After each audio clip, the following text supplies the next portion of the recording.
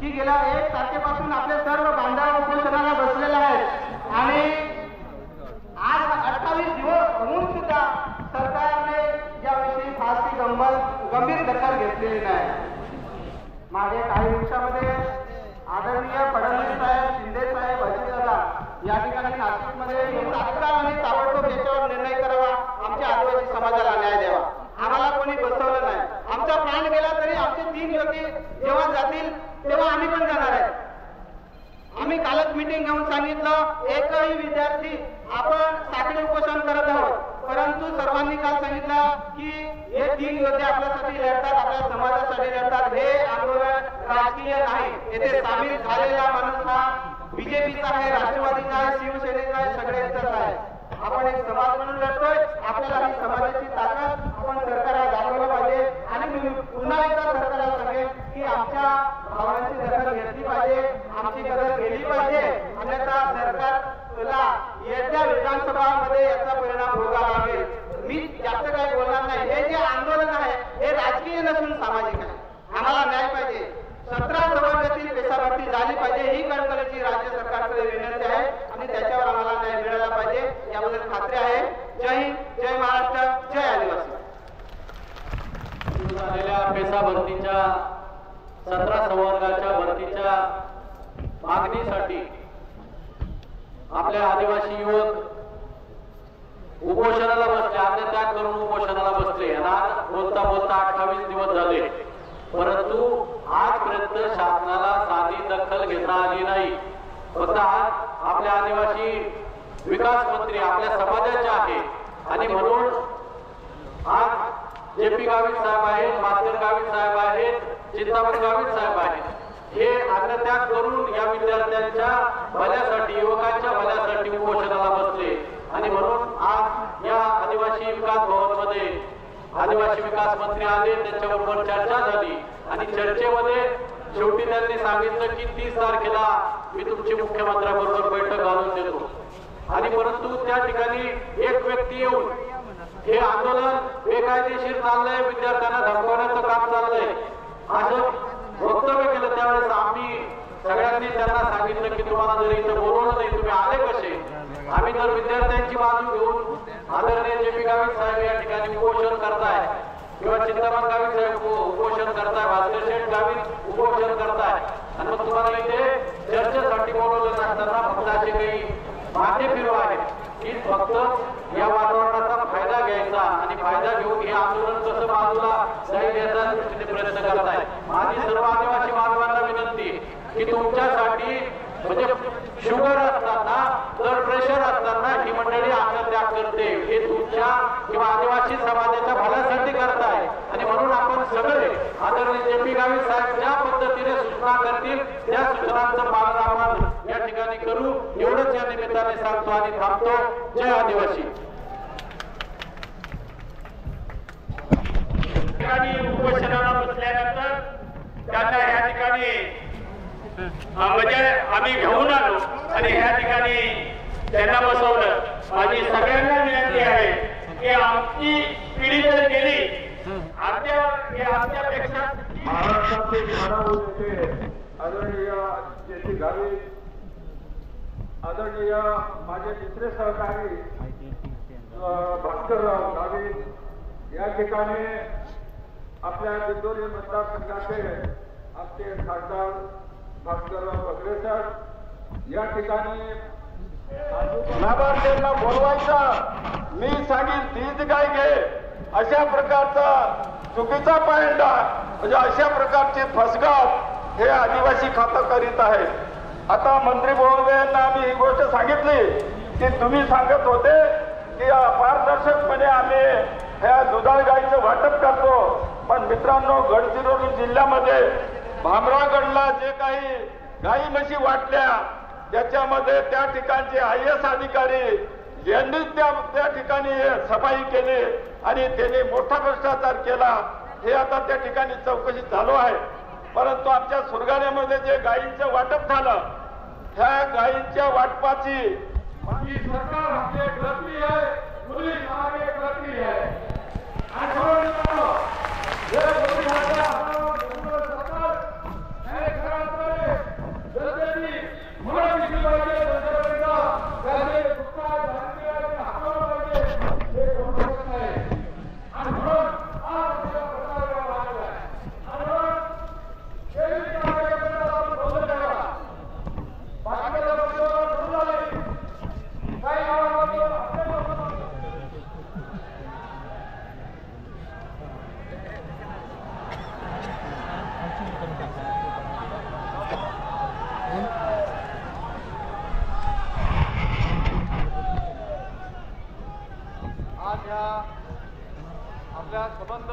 महाराष्ट्रातून जे आदिवासी आलेले आहेत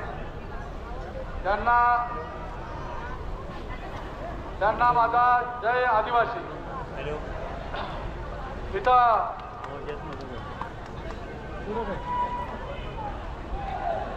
आदिवासींसाठी संघर्षामध्ये उतरलेले तू आहे कुठं आहे तू?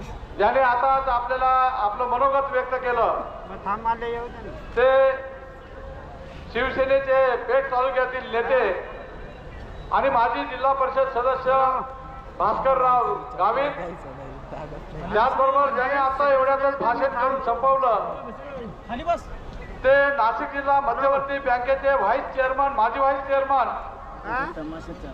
आणि राष्ट्रवादीचे आताचे नाशिक जिल्ह्याचे उपाध्यक्ष, त्याचबरोबर स्टेजवर असलेले भगरे साहेब, ज्यांचा परिचय देण्याची काही गरज नाही, ते नव्याने निवडून आलेले खासदार आपल्या दिंडोरी लोकसभा मतदारसंघातले. त्याचबरोबर इथं जे काही नेतेगण आलेले आहेत सगळ्याच पक्षाचे आणि सगळ्या स्तरातून, फक्त आदिवासी नाही तर बिगर आदिवासी सारखे सगळे नेते ज्याला आदिवासी बद्दल आस्था आहे असे सगळेचे सगळे इथं उपस्थित आहेत. त्यांचं मी हार्दिक स्वागत करतोय आणि आमच्या ह्या मोर्चामध्ये आल्याबद्दल त्यांचे मनपूर्वक आभार पण मानतोय. सर्व आदिवासी बंधूंना मला हे सांगायचं आहे की आज आदिवासीची परिस्थिती काय आहे, आम्ही का संघर्षामध्ये उतरलो. आज आम्हाला कामच नव्हतं म्हणून आलो अशातला पण भाग नाही. पण जी मुले 1 तारखेला आपल्या ईदगाह ग्राउंडवरती उपोषणाला बसली होती, बाकीचे त्याला साथ देत होती, त्या मुलांच्या मागण्या काय होत्या की आम्हाला ज्या 17 संवर्गामध्ये भरती होती त्या भरतीमध्ये बोलवलं, सरकारच्या जाहिरातीप्रमाणे याने अर्ज केले, त्याच्यामध्ये महाराष्ट्रातील इतर उमेदवाराबरोबर त्यांच्याही अर्ज पात्र ठरवले, काहींचे अपात्र झाले असतील, परंतु महाराष्ट्राच्या उमेदवारांना जसं ऑर्डर मिळाली तशी ऑर्डर आपल्या आदिवासी पट्ट्यातील उमेदवारांना पण मिळाली. परंतु जे कोणी ठाण्याचे कोण डेप्युटी कलेक्टर रिटायर आहे, आपला बीबी भालचंद्र ठाकरे त्याने सुप्रीम कोर्टामध्ये एक रिट दाखल केला की आदिवासी भागातील ज्या नोकऱ्या आहेत त्या नोकऱ्यामध्ये आम्हाला जागा द्या. म्हणजे जिकडे तिकडे ते घुसतात, बिगर आदिवासी जे लबाड आहेत ते घुसतात, सज्जन घुसत नाही. पण हा आपल्या भागामध्ये नोकऱ्या मागतोय आणि त्याच्यासाठी त्यांनी रिट दाखल केला. त्या रिटमध्ये कोर्टाने, सुप्रीम कोर्टाने कुठलाही आदेश दिलेला नाही. त्या रिटमध्ये सांगितलं नाही की आदिवासींना भरतीपासून रोखा किंवा आदिवासीच्या भरतीला आम्ही स्टे दिलेला आहे. कुठलाही सुनावणी पण झालेली नाही त्याची. पण तरी ज्या दिवशी 13 ऑक्टोबरला रिट दाखल झाला दिल्लीला, त्याच वेळेस 13 ऑक्टोबरला इथं मुंबईतून सामान्य प्रशासन विभाग सरकारचा, त्या विभागाने एक परिपत्रक काढलं की आदिवासींच्या भरत्या बंद करा, रिट दाखल झालेला आहे. अरे एकाच दिवशी या सामान्य प्रशासनाला कळलं कसं? जी ऍक्शन होते दिल्लीला, एकदम 2 मिनिटांमध्ये तो इथं दुसरा परिपत्रक GR काढतोय, हे ठरवून झालेली घटना आहे. आणि म्हणून आम्ही आपल्यालाच विचारतोय, आपण सगळे ग्रामीण भागातले आदिवासी लोक आहोत. आपल्या भागामध्ये ज्या शाळा आहेत त्या शाळा त्या जिल्हा परिषदच्या आहेत, 4थी पर्यंत शाळा आहे तर एक किंवा 2 मास्तर आहेत की नाही? का 4च्या 4 पूर्ण आहेत? त्यानंतर 1ली ते 7वी किंवा 8वी पर्यंत वर्ग आहेत, तिथं 150 मुलं आहेत. त्या ठिकाणी शिक्षक आहेत 3 किंवा 4. ही गोष्ट बरोबर आहे की नाही? ही संबंध महाराष्ट्राच्या आदिवासी परिसरामध्ये आहे. जो ग्रामसेवक काम करतो आपल्याकडे ग्रामपंचायतमध्ये, त्या एका ग्रामपंचायतच्या ग्रामसेवककडे सुमारे 2 ते 5 ग्रामपंचायती त्याच्याकडे सांभाळायला दिलेल्या आहेत. म्हणजे ग्रामपंचायतमध्ये ग्रामसेवक अपुरे आहेत. सुरगाणा तालुक्याचं एकच उदाहरण देतोय. जवळजवळ 17 ग्रामसेवक आहेत आणि 61 ग्रामपंचायती आहेत. हीच परिस्थिती सगळीकडे आहे. 15 तालुक्यामध्ये 15 तलाठी आहेत आणि तलाठ्यांचे सजे 34 आहेत. ही सगळीकडे परिस्थिती आहे. आणि मग आमचं म्हणणं हे प्रशासनाचं इकडे तिकडे होईल, पण जे शिक्षणाचं आहे, जी मुलं आमची भविष्यातलं म्हणजे आमचं भविष्य आहे, त्या मुलांना, लहान लहान मुलांना 1ली ते 4थी पर्यंत आणि 1ली ते 7वी पर्यंत ज्या वर्गामध्ये ते शिकतात तिथंच त्यांची म्हणजे सस्या ओटपट होते, तिथं त्यांचं आयुष्य बर्बाद होत आहे.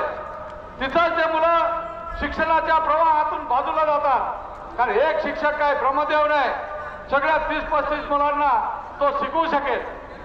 आणि म्हणून मित्रांनो, आपली मुलं घरीच राहावीत हा सरकारचा एकंदरीत हेतू दिसतोय. आणि म्हणून अशा विपरीत परिस्थितीमधून जी मुलं शिकून इथं तयार झालेले आहेत, जे डिग्री होल्डर आहेत, जे ह्या आपल्या 17 संवर्गाच्या भरतीमध्ये पात्र ठरलेले आहेत, त्या मुलांच्या हातामध्ये सरकारने ऑर्डर दिली आणि ह्या सामान्य प्रशासनाच्या एका आदेशाने त्या लोकांच्या हातामधून ही ऑर्डर हिसकाटून घेतली. हा कुठला न्याय आहे? कोण असं कुठल्या बिगर आदिवासीच्या माणसाला अशी ऑर्डर दिली असती तर तो कोर्टात जाऊन ती ऑर्डर कायम केली असती. पण आदिवासी माणूस गरीब आहे, त्याला हायकोर्टामध्ये जाण्याची हिंमत नाही. आणि अशा प्रकारचं आतापर्यंत आपल्याला जी मुलं शिकायला पाहिजेत त्या मुलाला